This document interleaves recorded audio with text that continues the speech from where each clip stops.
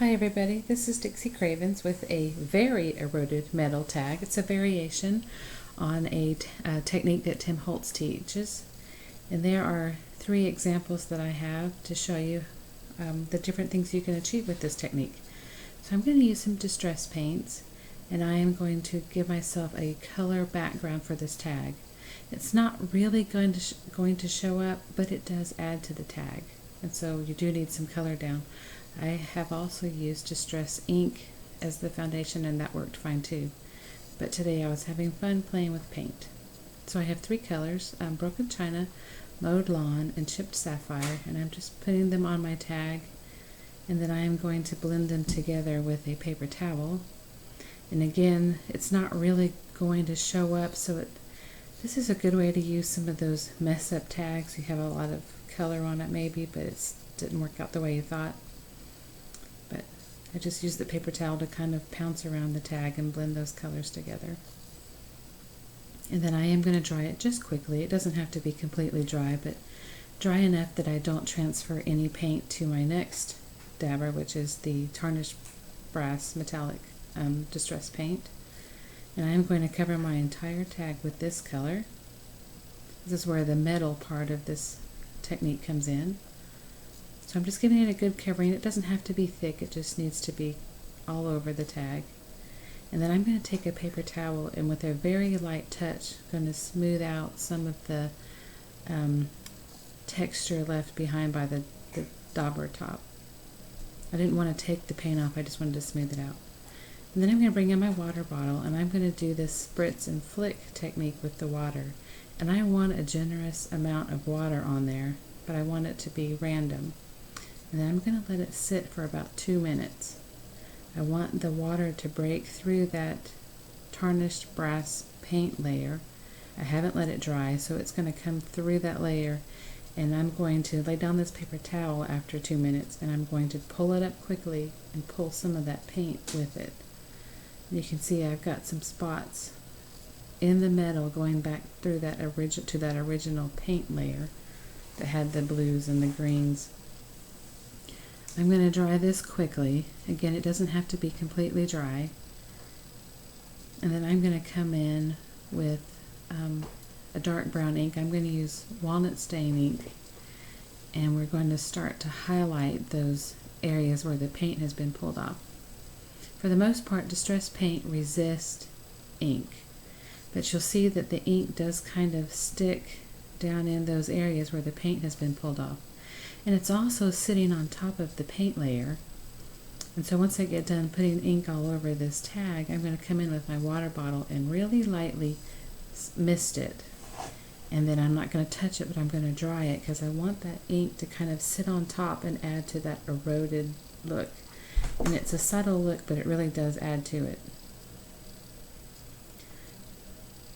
And I do want this layer pretty dry, and this is the way it would look if you stopped here, and that's where most of the time this technique stops. You see the color from the background kind of peeking through that metal. But I wanted to make it a little shinier, and I started playing around with mixing the 2 different colors of metals. This is the brushed pewter, and I really liked the effect that I got once it was completely done. So I'm starting all over again with applying the metal, the brushed pewter this time, just lightly brushing it smooth with the paper towel, and then I'm going to spritz and flick it again and let it sit for 2 minutes. So it's been sitting for about 2 minutes, and this time you'll see when I take it off with the paper towel, not as much of the paint comes off, but it does still come off, and you'll see when I add the ink that you started to get a really interesting effect.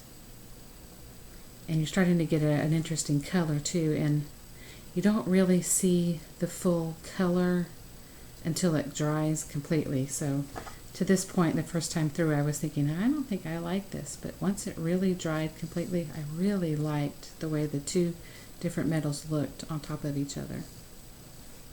So again, I'm going to lightly mist this tag, and I'm going to immediately heat dry it because I want that walnut stain ink to stay and sit on top.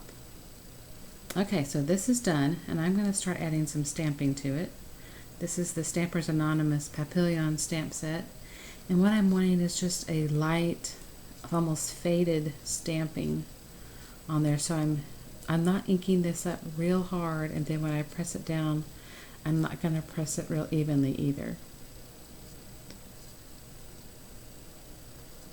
So I'm just going to give it a quick press, and you see that I've got some things are coming in real dark and some things aren't, and I'm just kind of adding some more random inking in areas where I wanted something a little darker.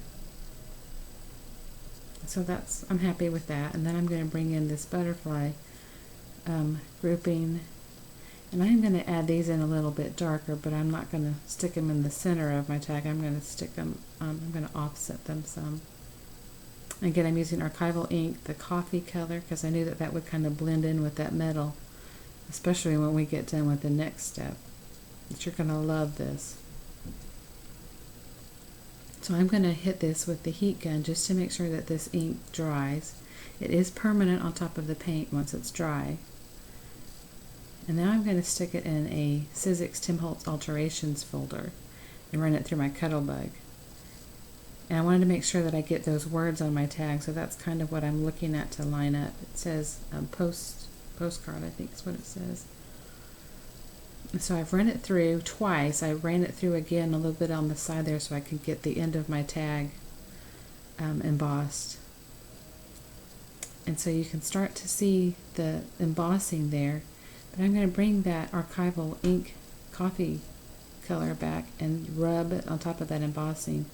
And this works because this pad is not juicy, and it's such a firm pad that you really only hit the raised areas. Again, I'm going to dry that really well because it does take a minute to dry on that paint, on the distress paint. And that is the end of that technique, and I have some close-up pictures for you.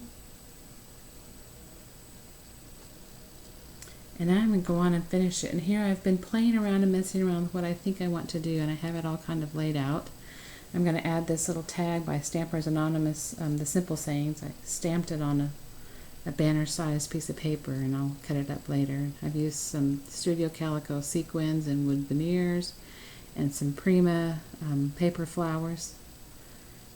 And so I've got it kind of laying there the way that I think I am going to glue it down. But we're going to make that little banner first, and I just cut a slit about halfway over. It doesn't have to be perfect, and I'm just got it cut out there, and I'm going to bring in some walnut stain ink and start to distress it so that it matches the tag. And I'll speed this up because it's easy to see what I'm doing here. Just adding ink along the edges. I want those edges to be really dark, and then I'm adding some ink on the top just to fade out that bright white. And then I'm just going to start gluing everything together.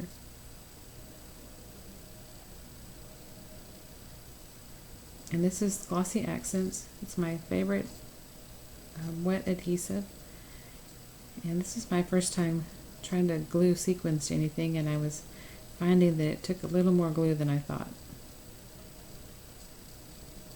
And I had sticky fingers, and everything was sticking to my fingers and not to the project, and so it's kind of funny, but I found that this method of putting things together works really well for me, because if I take it apart again, it never seems to go back quite the way I had it the first time. So I've stuck that wood veneer heart right on top of the sequin, and those wood veneers are from Studio Calico, came that dark, so I didn't even have to color it. I really like those dark wood veneers. I'm just gluing everything down and trying to get it back the way it was, and make sure I've got enough glue on everything that it will stay together.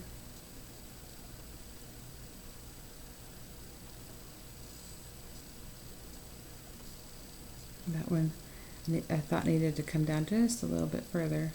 Kind of had them all stacked up on top of each other, and that heart didn't want to stay glued down. I'm just going to trim this down so it will fit without too much pushing.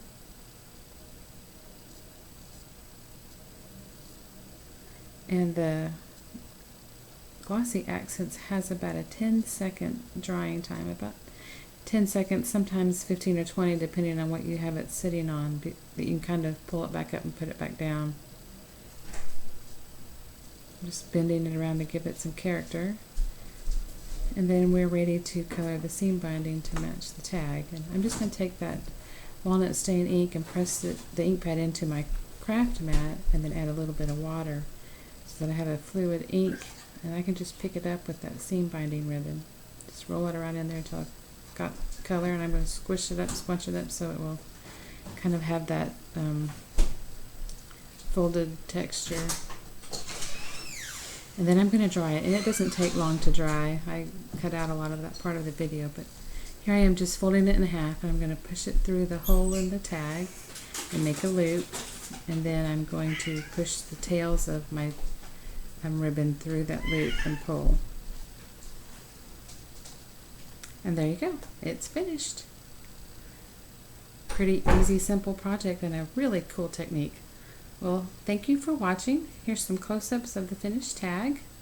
I hope you try this. I found that it was addicting because I kept thinking, what else can I do?